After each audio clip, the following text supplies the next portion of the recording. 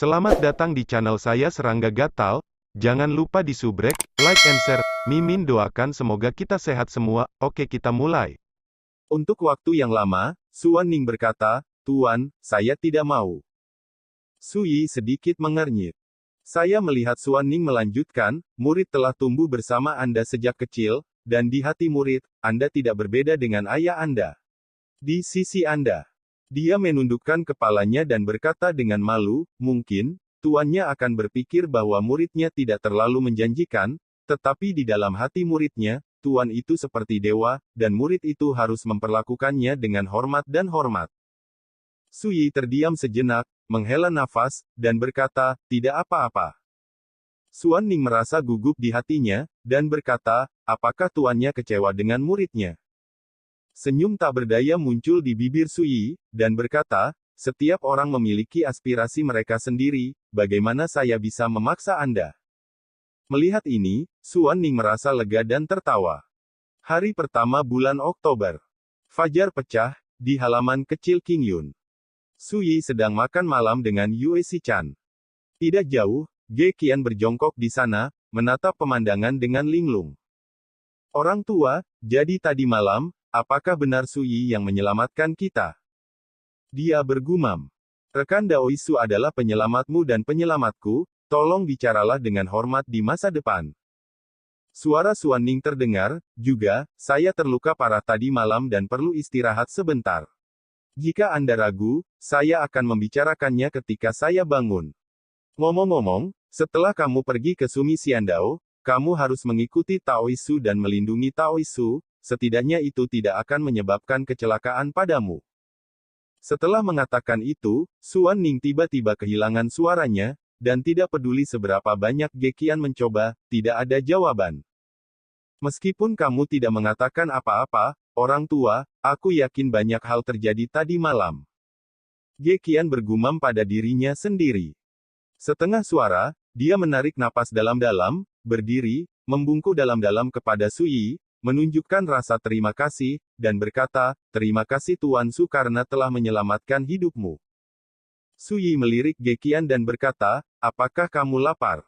Ge Qian menggelengkan kepalanya. Su Yi bertanya, apakah kita akan pergi ke Gunung Tianmang bersama? Ge Qian mengangguk cepat dan berkata, oke. Dia terlihat sangat gugup dan hati-hati. Ini membuat Yue Si-chan merasa sedikit aneh, dan sesama Taoisu bukanlah penjahat besar, tetapi Ge Qian ini tampak seperti tikus yang menyusut ketika melihat kucing. Ayo pergi. Su Yi bangkit dan berjalan menuju halaman kecil King Yun. Yue Si-chan mengikutinya. Ge Qian mengikuti. Teman Su. Di luar halaman kecil King Yun, Wang Jiu sedang mengendarai kereta dan sudah menunggu di sana. Melihat Su Yi dan rombongannya muncul, Wang Jiu segera menyambutnya dengan senyuman, orang tua itu telah diperintahkan oleh Tuhan untuk datang menjemputmu ke Gunung Tianmang. Su Yi mengangguk dan berjalan langsung ke kereta harta karun bersama Yue Si-chan. Ge Qian terkejut. Setelah berpartisipasi dalam pertemuan lantai Dharma, bagaimana mungkin dia tidak tahu bahwa lelaki tua berbaju abu-abu di depannya sebenarnya adalah seorang kultivator hebat dari pihak Kaisar Xia yang agung. Tapi sekarang, pihak lain datang untuk menyambut Su Yi secara langsung. Ini menunjukkan betapa tinggi dan pentingnya status Su Yi di hati Kaisar Xia hari ini. Kakak Ge, tolong. Wang Jiu mengundang sambil tersenyum, matanya sedikit aneh. Tadi malam, karena insiden Ge Qian, Su Yi memulai pembunuhan besar-besaran, dan hampir membantai semua pusat kekuatan iblis Huan di kota Jiuding. Ketika Wang Jiu menghadapi Ge Qian lagi, dia secara alami tidak berani mengabaikannya.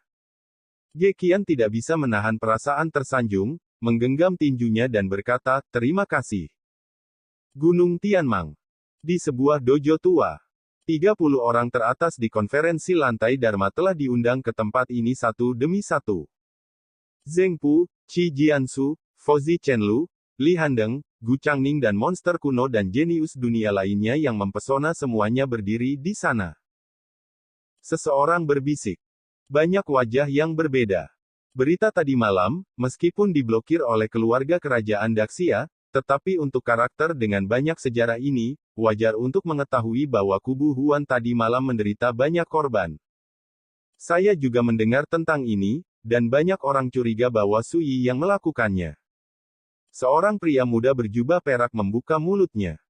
Li Handeng, pemimpin generasi muda sekte Taois King Yi, dengan kesempurnaan Juk Xingjing, peringkat kelima di konferensi lantai Dharma ini, dan kekuatan tempurnya sangat luar biasa. Ketika dia mengatakan ini, ada keributan di lapangan. Di kota Jiuding hari ini, siapa yang tidak tahu dendam antara Sui dan Demon Huan? Kubu klan Huan mengalami banyak korban semalam, yang memang membuat orang curiga bahwa kejadian ini ada hubungannya dengan Sui. Ngomong-ngomong, klan iblis Huan kehilangan semua muka kali ini, aku hanya tidak tahu apakah mereka bisa mendapatkan kembali wajah yang hilang itu. Seorang pria muda berjubah Cina memiliki mata yang aneh, dan dia agak sombong. Kamu bajingan, bagaimana kamu bisa memfitnah reputasi Huanku? Suara dingin tiba-tiba terdengar dari kejauhan. Wajah pemuda di Hua Pao yang berbicara sebelumnya tiba-tiba berubah, dan Huan Shaoyou di kejauhan langsung menghampirinya. Huan Shaoyou, apa yang kamu lakukan? Pemuda di Hua Pao berbicara dengan suara yang dalam, matanya penuh kewaspadaan. Meskipun ini adalah situs keluarga kerajaan Daxia, aturan keluarga kerajaan Daxia mungkin tidak dapat menekan Huan Shaoyou, orang gila yang kejam. Huan Shaoyou berdiri 3 kaki di depan pemuda di Hua Pao, matanya seperti listrik, dan dia berkata tanpa ekspresi, saya tidak ingin mati, tundukkan kepala saya dan minta maaf kepada saya sekarang. Penonton terdiam dan suasana menjadi tertekan. Pemuda di Hua Pao bernama Lei Guanghan, keturunan langsung dari klan Lei, salah satu dari 3 klan utama di Daxia. Pada saat ini, menghadapi Huan Shaoyou yang agresif, pipi Lei Guanghan memerah, cuacanya tidak menentu, dan tangannya terkepal erat. Ayo cepat! Huan Shaoyou berteriak keras, seperti guntur di tanah. Lei Guanghan membeku kaget, dan akhirnya menanggung penghinaan di dalam hatinya, dan berbisik, aku salah sebelumnya, aku seharusnya tidak berbicara tentang klan bangsawan. Huan Shaoyou dengan jijik berkata, kamu tidak berguna. Dia meliriknya, dan ketika dia melihat Wen Xinzhao di antara kerumunan, matanya berbinar, dia berjalan maju sambil tersenyum, dan berkata, Nona Xinzhao, kita bertemu lagi. Semua orang terkejut. Sehari sebelum kemarin, Huan Shaoyou dikalahkan oleh Sui di konferensi lantai Dharma dan dihancurkan oleh Sui. Siapapun yang mengalami kemunduran berat seperti itu akan tetap tidak menonjolkan diri untuk sementara waktu. Ke Huan Shaoyou jelas tidak. Ketika dia muncul, kesombongannya masih mendominasi dan tidak bermoral. I tidak bisa melindungimu. Ada keinginan posesif yang tak tahu malu dalam suaranya. Matanya yang tak terkendali membuat Wen Xinzhao merasa tidak nyaman untuk sementara waktu. Huan Shaoyou, kamu terlalu tak tahu malu. Wajah cantik Wen Xinzhao menunjukkan sedikit kemarahan. Huan Shaoyou memiliki sikap santai, tersenyum tanpa mengucapkan sepatah kata pun. Pada saat ini, ada keributan di kerumunan di dekatnya, dan mata mereka semua melihat ke kejauhan. Huan Shaoyou sedikit mengernyit dan menoleh untuk melihat. Saya melihat 3 sosok mendekat di bawah cahaya langit di kejauhan. Di belakangnya, ada Seng Sui berbaju putih, Yue Xichan, yang membawa pedang roh, dan Ge Qian, yang mengenakan jubah aprikot dan kuning. Sui. Saat dia melihat Sui, Huan Shaoyou merasakan kebencian yang mendalam di hatinya, dan senyum di wajahnya berubah menjadi warna yang dingin. Di bawah tatapan semua orang, Sui berjalan menuju Huan Shao. Ini. Banyak orang terkejut, apa yang dilakukan Sui? Bagaimana dia bisa melupakan adegan ketika Sui menindasnya di konferensi lantai Fa? Siksaan dan penghinaan itu seperti bayangan yang tertinggal, menyebabkan Huan Shaoyou merasakan ledakan ketegangan dalam nalurinya ketika dia menghadapi Sui yang mendekat saat ini, seolah-olah dia sedang menghadapi musuh besar. Sampai Sui datang ke tempat di depannya, Huan Shaoyou mau tak mau berkata dengan dingin, Sui, apa yang kamu lakukan? Sui memandang Huan Shaoyou dengan acuh tak acuh, menunjuk ke Wen Xinzhao tidak jauh, dan berkata, maaf. Sedikit kata, singkat dan to the point. Tapi begitu kata-kata ini keluar, semua orang yang hadir tidak bisa menahan perasaan deja vu yang familiar. Kata-kata serupa, Lei Guanghan baru saja mengatakan. Hanya saja Sao Huan menekan Lei Guanghan selangkah demi selangkah, memaksanya untuk menundukkan kepalanya dan meminta maaf. Dan sekarang, pemandangan serupa terjadi pada Huan Shaoyou. Ini membuat semua orang terlihat sedikit berbeda. Ini, mungkin disebut satu hal di bawah satu hal. Huan Shaoyou tampak muram dan berkata, aku tidak pernah menyinggungmu. Sui menyela, katakan satu kata omong kosong lagi, dan aku akan membunuhmu. Kata-katanya biasa saja, tetapi itu menyebabkan napas lega. Sikap Sui saat ini tidak diragukan lagi lebih kuat daripada Huan Shaoyou yang gila. Suasana tiba-tiba ditekan. Semua mata tertuju pada Huan Shaoyou. Pada akhirnya, Huan Shaoyou menahan diri. Dia melipat tubuhnya menghadap Wen Xinzhao, menunjukkan ekspresi malu, dan berkata, jika Ruo Huan telah menyinggung gadis Xinzhao sebelumnya, dia berharap untuk menebusnya. Penonton terdiam dan terdiam. Huan Shaoyou, aku benar-benar menundukkan kepalaku dan meminta maaf. Semua orang tercengang, dikejutkan oleh adegan ini, dengan banyak emosi. Melihat dunia saat ini, siapa lagi dari generasi yang sama yang dapat menahan kesombongan Huan? Huan Shaoyou dengan tajam memperhatikan mata aneh semua orang. Namun, dia benar-benar tenang, dan niat membunuh yang kejam serta kebencian di hatinya ditekan dengan kuat olehnya. Dia menegakkan tubuh, menatap Sui, tersenyum dan berkata, Sui, apakah kamu puas sekarang? Melihat senyum di wajahnya yang tampan, semua orang merasakan hawa dingin di hati mereka. Sui melangkah maju, mengulurkan tangannya untuk membantu Huan Shaoyou membersihkan debu di bahu dan pakaiannya, dan berkata, kupikir kau tidak akan berani datang hari ini, tapi aku tidak menyangka kau akan datang. Membuatku bahagia. Saat dia berkata, dia juga tersenyum, aku akan memperlakukanmu dengan baik ketika aku tiba di Sumi Xiandao. Huan Shaoyou mengecilkan pupil matanya dan berkata, kalau begitu aku bisa menantikannya. Sui berkata dengan serius, jangan khawatir, aku tidak akan pernah mengecewakan. Melihat mereka berdua berbicara, semua orang di ruangan itu diam-diam panik. Siapa yang tidak bisa mendengar, bahwa yang tersirat, ada niat membunuh tak berujung yang tersembunyi. Huan Shaoyou, musuh ada di depan, mengapa kamu tidak melihat kamu membunuh dengan kejam? Tiba-tiba, suara seperti pedang terdengar dari kejauhan. Suara itu masih bergema, dan seorang pemuda berjubah hitam, membawa kotak pedang, dan rambutnya yang panjang tergerai, muncul di lapangan seperti hantu. Yan Jingyun, dari mana kamu datang? Tidak jauh dari situ, seseorang berteriak. Yan Jingyun.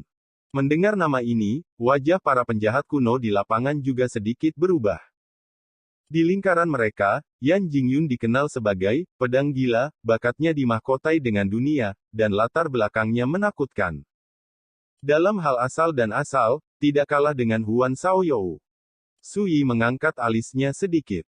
Wang Jiu telah memberitahunya di awal bahwa ada 3 orang yang pergi ke Pulau Abadi Sumi kali ini selain dia dan 30 pembangkit tenaga listrik teratas di Majelis Lantai Dharma. Mereka adalah Mo Xingze, seorang penjahat kuno dari Yin San Nether Hall, pembudidaya hantu pertama di benua Changqing. Jing Lingzhen, seorang penjahat kuno dari Sekte Fenyang, salah satu dari 3 sekte iblis utama. Yan Jingyun, penjahat kuno Tianji Daomen yang memegang telinga banteng di Daomen dunia. Ketiga orang ini memiliki banyak sejarah. Menurut Wang Jiu, latar belakang dan bakat mereka belum tentu lebih lemah dari Huan Shaoyou, Zheng Pu, dan Qi Jiansu, atau bahkan lebih baik. Jika tidak, begitu Anda masuk ke alam transformasi roh, Anda tidak akan bisa lagi memasuki Sumi Xiandao. Ini kotak pedang yang bagus. Ketika dia melihat kotak pedang di belakang Yan Jingyun, ada sedikit ketertarikan di mata Sui. Dia bisa merasakan bahwa asal-usul kotak pedang ini tidak sederhana. Kenapa aku tidak bisa datang? Yan Jingyun tersenyum ringan, dan pada saat ini, dia tampaknya menjadi fokus adegan.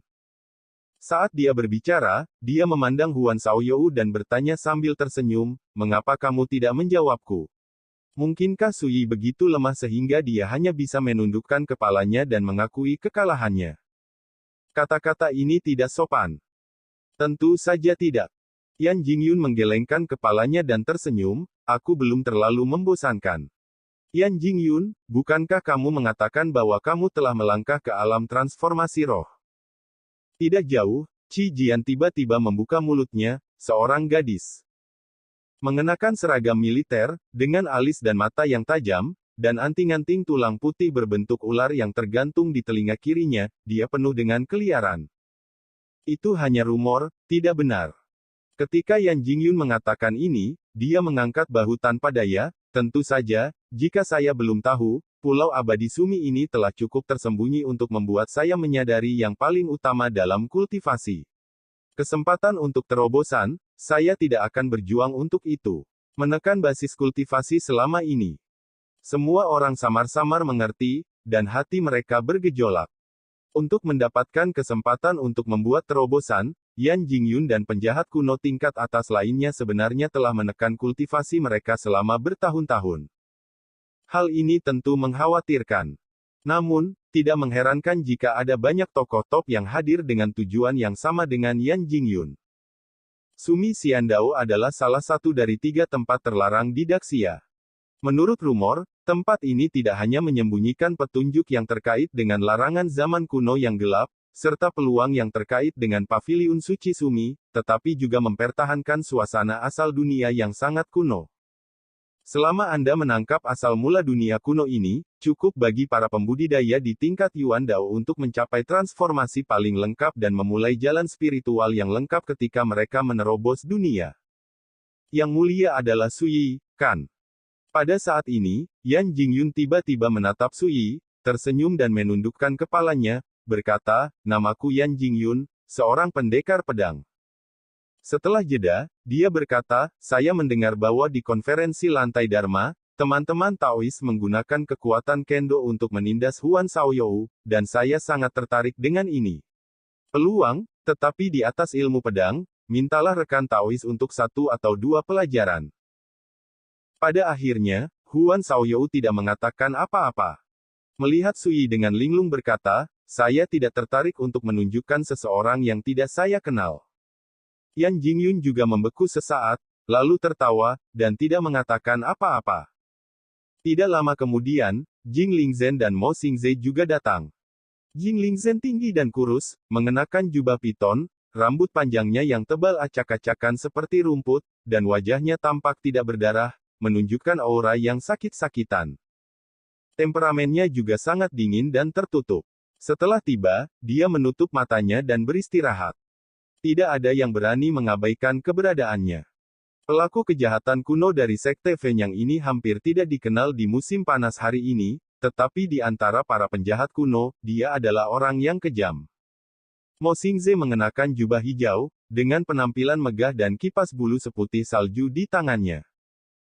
Beberapa penjahat kuno mengambil inisiatif untuk maju ke depan untuk saling menyapa, dengan sedikit ketakutan di antara alis mereka.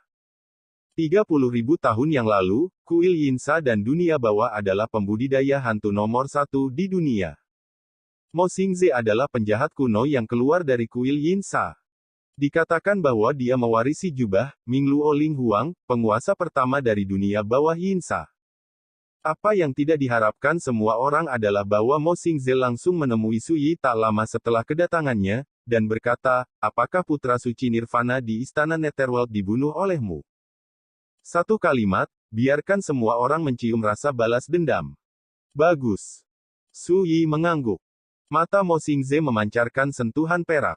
Setelah berpikir sebentar, dia berkata, kembalikan rahim iblis di kuil Yinsa, aku bisa melepaskannya. Iblis. Mata semua orang yang hadir tergerak. Siapa tahu, seberapa besar nilai embrio ajaib itu. Benar-benar harta yang langka. Kecuali Wen Xinzhao dan Yue Xichan, sangat sedikit orang di lapangan yang tahu bahwa Suyi juga telah mengambil embrio iblis milik Yinsa Hades.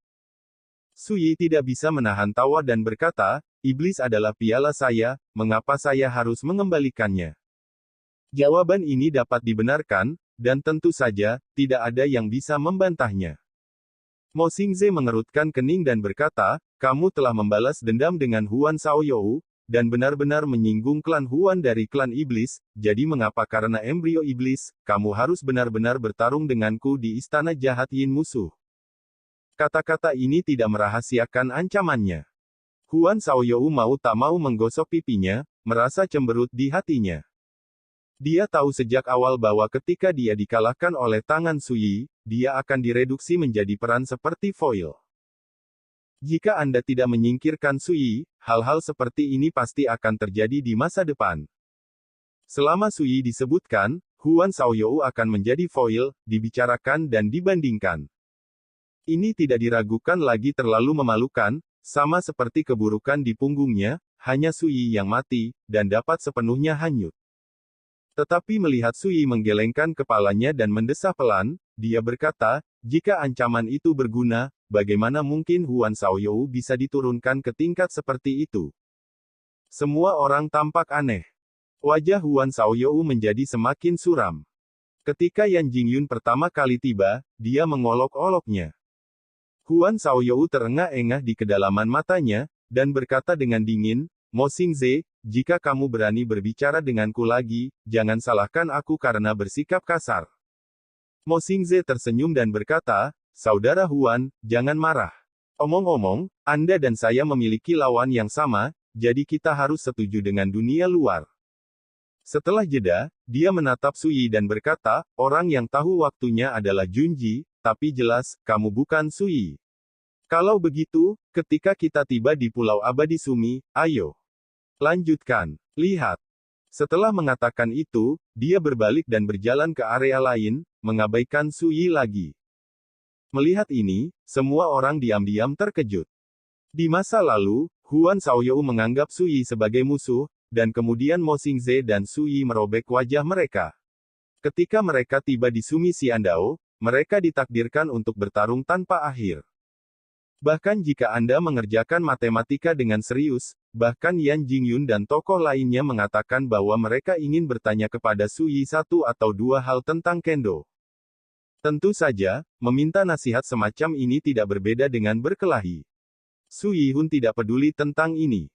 Kali ini untuk Sumi Xiandao, Huan Xiaoyou harus dibunuh. Adapun Mo Xingze, karena dia mengambil inisiatif untuk datang ke pintu untuk mengirimnya ke kematiannya, dia juga bisa membawanya di jalan. Tentu saja, jika ada karakter lain yang tidak terbuka, maka mereka akan diselesaikan bersama. Ge Qian, yang telah berdiri di belakang Suyi, menggerakkan bibirnya tanpa terasa. Para dewa bertarung dan manusia menderita. Ge Qian tidak bisa membayangkan berapa banyak darah dan darah yang akan dia temui jika dia dan Suyi berjalan bersama setelah tiba di Sumi Xiandao. Ini adalah sesuatu yang belum pernah dia alami sebelumnya. Di sisi lain, Yue Xichan tenang dan dingin, tenang dan tenang. Segera, ditemani oleh Wang Jiu dan sekelompok orang hebat, Xia Huang saat ini hadir. Sekian dulu update-annya, tunggu lanjutannya di channel saya Serangga Gatal, di subscribe ya guys. Terima kasih.